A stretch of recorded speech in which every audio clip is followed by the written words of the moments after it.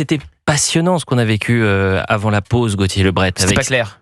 Oui, mais c'est parce que c'est pas clair. Quand c'est flou, c'est qu'il y a un loup. Quand c'est flou, c'est qu'il y a un loup. Martine Aubry. Exactement. Écoutez, vous avez des grandes références, Gauthier Lebret, je vois ça.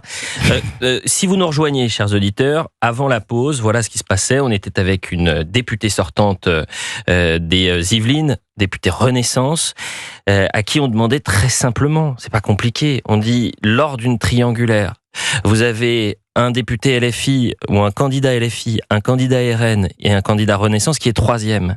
Est-ce que vous voulez faire barrage au Rassemblement national, quitte à ce que ça soit que ce député LFI qui l'emporte? Alors c'est pas tranché. Exemple, David Guiraud. Alors c'est pas tranché parce que les discussions sont toujours en cours actuellement à l'Élysée et les députés de l'aile droite de la majorité, donc les Bruno Le Maire, les Christophe Béchu qui vient d'Horizon, plaident pour le ni LFI ni Rassemblement national.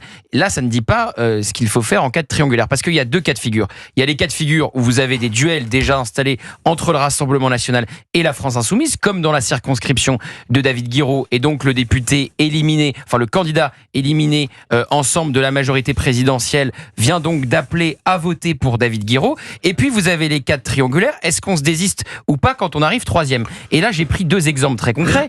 François Ruffin, il est toujours de la France insoumise, même s'il veut quitter le parti. La candidate macroniste s'est désistée. Et pire que François Ruffin, parce que François Ruffin, on peut se dire c'est un dissident, il critique la ligne de Jean-Luc Mélenchon. Alma Dufour, la députée LFI sortante, qui disait au moment des émeutes, la fin justifie les moyens.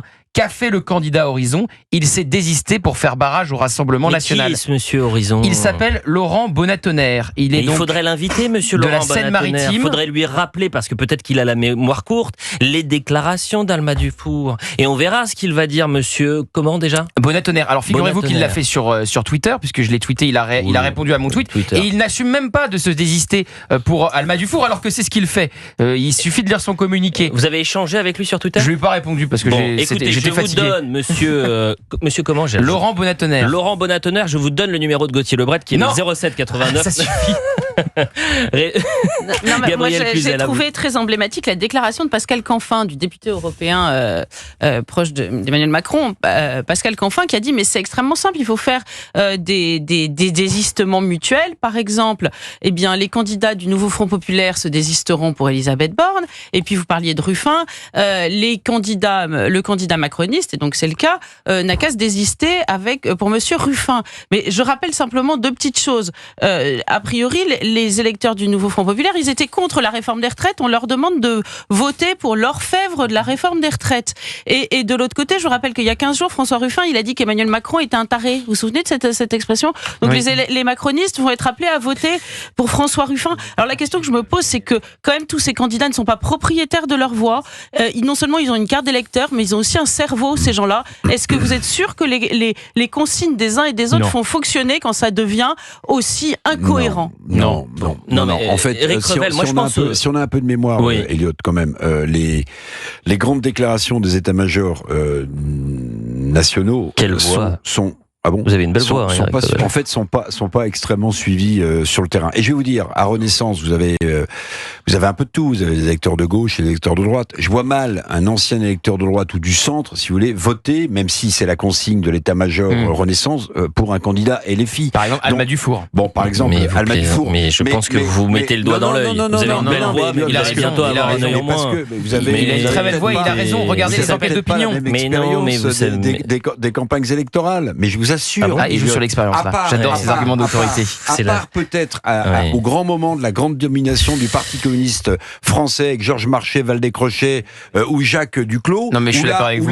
Où là, les électeurs communistes. Les consignes de vote ne vont pas marcher. Mais les consignes de vote, ça va se diluer. Déjà, la semaine dernière, il y avait un sondage qui montrait que 60% des électeurs n'allaient pas suivre forcément les consignes de vote données par Paris et les appareils politiques. Merci de m'appuyer. Moi, je vous appuie.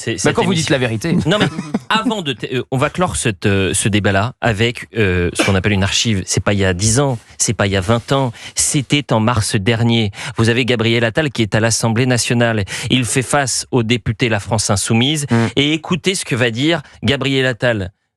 On l'écoute.